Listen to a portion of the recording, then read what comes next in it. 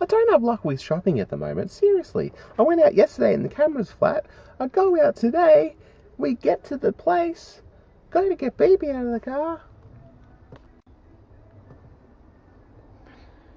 So they get to go inside and go shopping, and I stay in here to look after Beepers, because I didn't want to wake her, because, yeah, you know how our sleeping pattern is just wrecked. She sleeps at like 7 p.m. at night, and then wakes up at 1, and then stays up until 5 a.m. Yes, they denied her nap yesterday, so that she would be absolutely dead tired.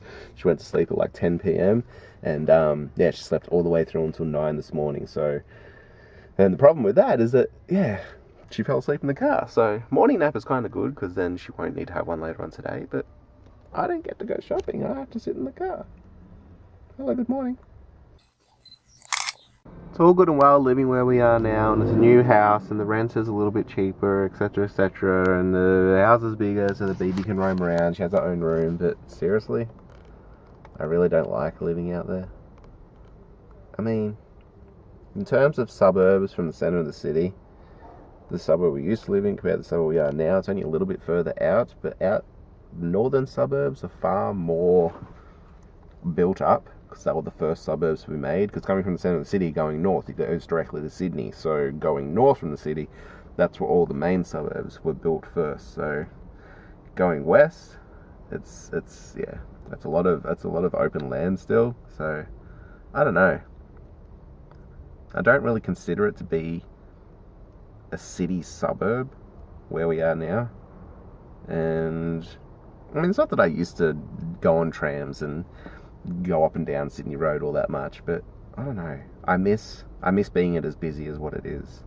It's rather quiet over there, and as dumb as it sounds, I miss hearing trains and trams. I miss being underneath the flight path of the Melbourne airport. I miss hearing helicopters fly over and stuff like that.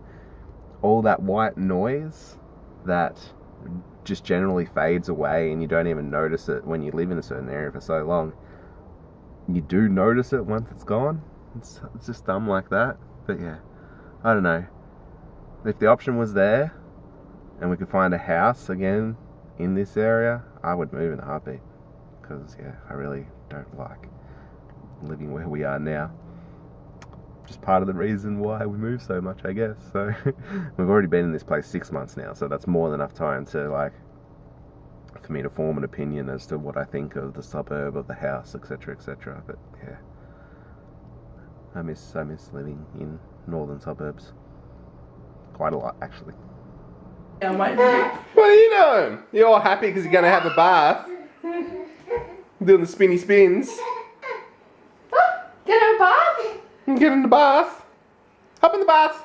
Don't tell her that. She's too little to get in there yet. She can get on the edge and jump in. We watched her do it the other day. Hop in the bath. Don't tell her that. Look at all the toys. You got toys in here even. What is that? A Poppin' Penguin Island. What is that? You haven't even opened it yet. We don't know how to work it, so we haven't opened it yet. Oh, hang on, I've got a new bubble mixture. Oh, getting feisty. She wants in. Look at that leg though. No, you gotta get undressed first. Yeah, Can't get in with your clothes on. You have to fill up her bubble thing.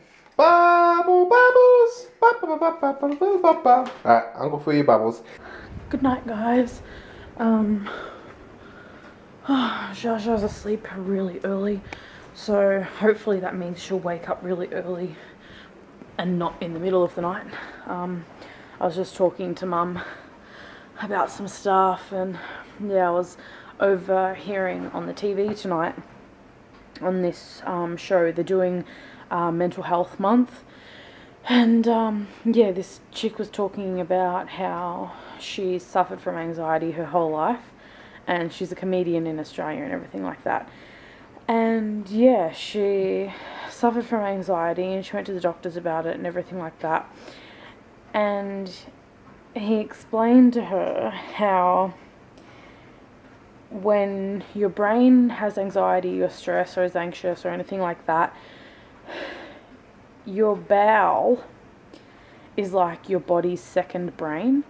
and it has the same amount of neuron receivers or whatever it is, that's the equivalent of a cat's brain. So if you're extremely stressed or if you suffer from anxiety, you're more likely to have diarrhea than any other circumstances or normal people or whatever.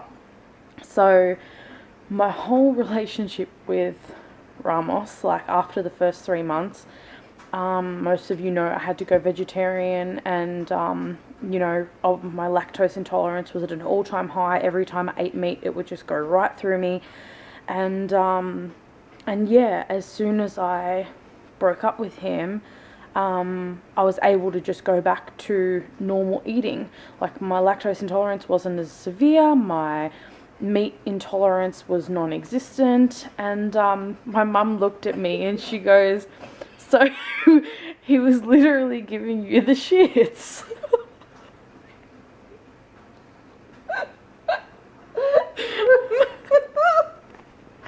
So when I seen this program tonight, it made me remember of the conversation I had with Mum. So I said to her just before, I'm like, your bowel is your body's second brain. So, whenever I'm stressed and everything like that, I just need to remember to calm myself down, because in theory, I have a cat's head up my ass.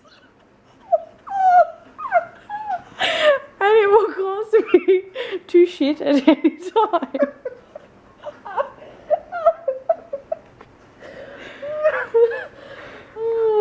So yeah, there's a bit of information for you guys. Now, I hope that wasn't one of her jokes, because she seemed extremely serious and genuine, and like she knew what she was talking about when she said it. But yeah, apparently your bowel is your second brain of your body. Equivalent to the brain of a cat. The equivalent to the brain of a cat. So you should probably think the next time that you're stressed that the cat will meow and you will have explosive diarrhea if you do not take care of it. So that means next time you have you're gonna have to rush to the toilet, you can look at me and say, I've got to go, the cat's meowing, and I'll know exactly what you mean. No, we'll just be at a restaurant one day and I'll look at Mum and I'll be like, meow.